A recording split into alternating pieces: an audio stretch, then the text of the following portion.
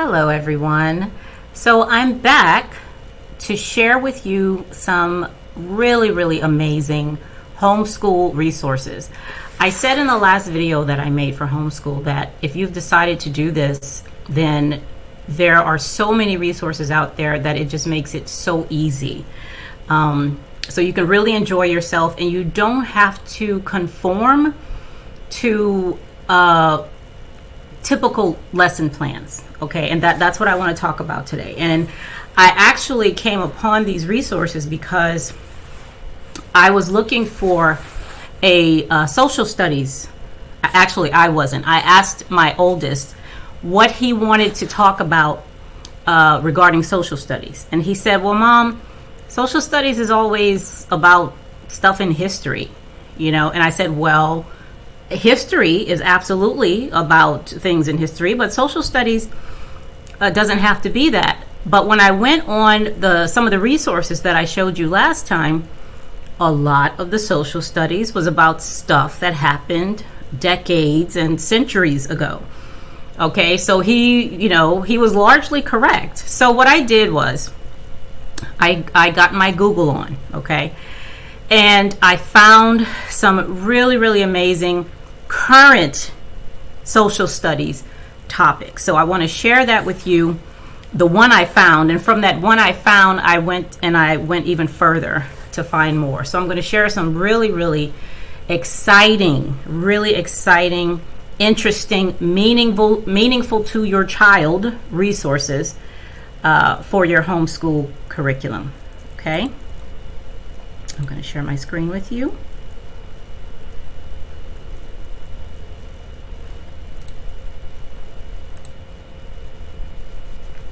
Okay, here we go.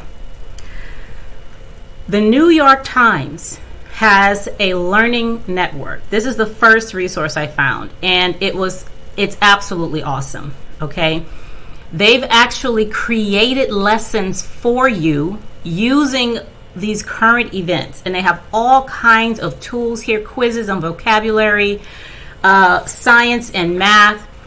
There's the social studies one, okay, which is the one that I went into. And they have stories in there about the things that are going on with the truckers in Canada. They have a whole lesson around that, where Paul picked out a lesson regarding inflation. He actually knows what that is, so he wants to talk about that. It talks about why a slice of pizza isn't $1 anymore. The dollar store is no longer the dollar store. If you go in there, you'll see that everything is actually $1.25 because of inflation. So I am just so excited about this whole site, you know, and the New York Times, they've pretty much done the work for us. Okay, so it's just a matter of going in here, see what's happening right now in these topics. Okay, and there's your lesson right there. It's absolutely amazing. I love it. So from here, I did more searching. Okay, because I'm like, if the New York Times has that, I know somebody else has to have it. And of course they do. National Geographic. Okay, so now they have lesson plans and study resources. Okay, so again, down here, I mean, the stuff is interesting. It's just so interesting. Okay, and of course a lot of this is about geography, North American marine, geography of South America. They go into other countries. You know what National Geographic does. So of course all of this is just 100% amazing. So from there, I saw that National Geographic, they also have something called Common Sense Education. Now these are lesson plans for students. Everything is free. If it isn't free, so it tells you what you need here, and when you click on it, let me just click on one so you can see what I'm talking about. Once you click on it, it'll tell you what the lesson is, and it'll tell you what's free and what isn't. Okay, so for this one, you would need this for $4.99, or you can use, if you find a free substitute or something, you can use that. Okay, and there's a donate button up here because, again, everything is free. Most of the things are free for you. Okay. Common Sense also has digital citizenship curriculum. Now, I work in cybersecurity, so you won't even understand how excited I was when I saw this, because our kids are online a lot, okay, even with school. they're online, right? So learning about privacy and security, cyberbullying, news and media literacy, it's much of it is right here. Okay, how do you stay safe when visiting a website or app? We teach this to adults all the time, okay, but we need to talk to our kids too, because the way that a stranger gets to live in your house via the internet is through the computer and the things that our kids download and look at, and and all of a sudden you have a whole person in your house, okay, talking to your child when you're not there. I mean, it can get really scary, all right? So this is amazing, digital citizenship. And I'm going to put the links to all of these things in the description, okay?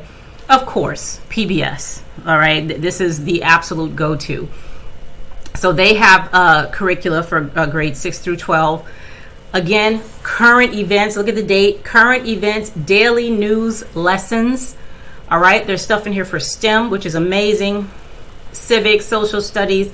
There's just so much here, and it's all free, and it's all current, like history, social stuff. All of that is happening right now. There's no reason why we have to be teaching them the same thing we learned 40, 50, 60, 70 years ago, okay? We can absolutely touch on it, yes, but we can let them know that history is being made right now, okay? And they can learn about it as it's happening because they're a part of it, right? Okay, CNN, of course, CNN has lessons. So here they have, I forgot what they call this. Is it up here? I don't know. It's like school plans or something like that they called it, but they just changed the website. But here you go. AT&T's Youth Voices Collective. Really good topics in here. What you need to know about net neutrality, 5G. Now, if your kids have phones, they probably have 5G, so this should be interesting to them. How are hurricanes named? That's interesting. We did a lesson on hurricanes before. But we're going to revisit, a lot of the things that we already talked about, but just look at it from a different perspective. Anatomy of a tornado. Oh my God, how interesting is that? And local stuff, all right? It doesn't all have to be national. The Washington Post for those of us over here in the DMV area. And look, now I don't see any lesson plans from the Washington Post, but that's okay. Let me tell you what you can do. Go up here and type in any topic that you want to talk about with your child. Okay, let's say it's math. I just typed in math. Now let's see what comes back for math.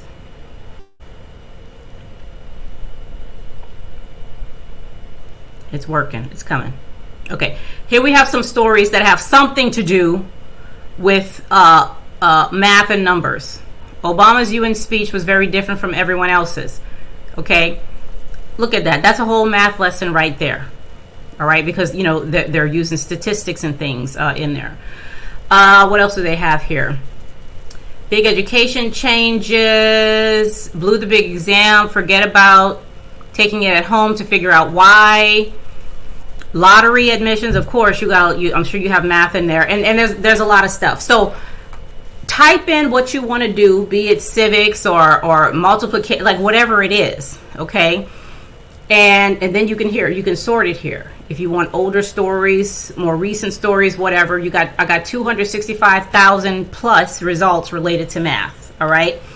Go to your local newspaper or your state newspaper or something and type stuff in there that's happening right now that they may have heard about, and just make it a lesson. Okay. Just make it a lesson. And I got even closer. This is the Woodbridge Patch. So I live in Woodbridge, and this is our city's newspaper online.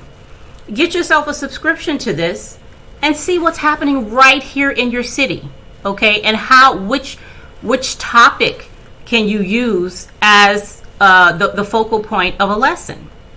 Okay, be it civics, social studies, math, world events, geography. Whatever it is, you can do that. Okay? And of course, me and my children, I wanted to find, okay, so where are the black newspapers? All right? I mean, where and of course, you have things in New York and Atlanta. Now, these aren't as well known as some of the other newspapers, but I want to know what's happening in my cultural what's happening in my culture. Okay, and these newspapers focus more on that. If your culture is something else, like, whatever your culture is, I'm almost positive that you have some kind of news outlet as well. Okay? And then, of course, we don't want to forget this. So I read a quote that said, how did it go? Something about the most dangerous worldview is the worldview that knows nothing about the world. Okay? That makes perfect sense to me. So what I have here is, this is a website that shows you, oh, look, it's right here. Where is it? Oh, maybe it's on that other page. But look, here it is. The most dangerous worldviews are the worldviews of those who have never viewed the world. Exactly. All right? So these are world newspapers. Okay? Newspapers that you can find. And Harvard also has a website where it lists international news outlets. Okay? Online and otherwise. Okay? Australia, what else they have? Belgium, Brazil, Canada. Go here. Look for history, math, social stuff, all for other countries too, because you do live in a whole world.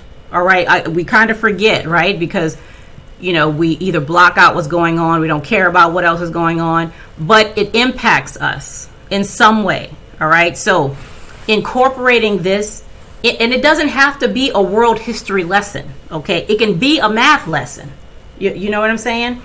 It absolutely can be, something that you're doing every day, but you're just using an example from news that's going on in another country, okay? So there's this website as well. And of course, here's one thing I felt was really, really cool as a way to help our students to get, more acquainted with other countries, is a scavenger hunt. So instead of just reading about Germany and, what we typically hear about Germany and watching videos of Germany and what happened over there, let them do a scavenger hunt, okay? And here are questions that they would need to answer. Let me see. Levi Strauss was among the Germans who immigrated to the U.S. after the Revolution. For what is he famous? And so I love here at the end you have to translate something. Wow, the last question. Using free translation online, translate the following from German to English. I think that's just something that's really fun, right? So right now, me and my boys, we're doing Japanese because Paul wanted to learn Japanese. So what we've done is we're listening to Japanese music. We've all, me included, we've all signed on to Duolingo. Okay, so we're going to start learning Japanese. And because Paul, both of them, both of my boys love looking at, what do you call that? Manga, something like that. Those Pokemon type shows. They already know some.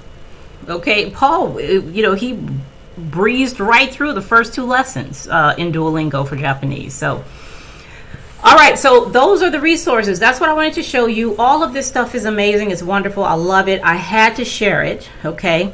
Because there's no reason why any of us need to struggle with homeschooling. Just no reason at all. And like I said, I work full time. There is no set schedule. However, I do get the lessons in there. They do things on their own, and I want them to want to learn. I don't want learning to feel like a chore, something I'm obligated to do, because it isn't. It absolutely is not. All right. So that's all I have for you. Be sure to check in the description for all the links that I shared tonight. And I will see you back here next time. Y'all have a good night.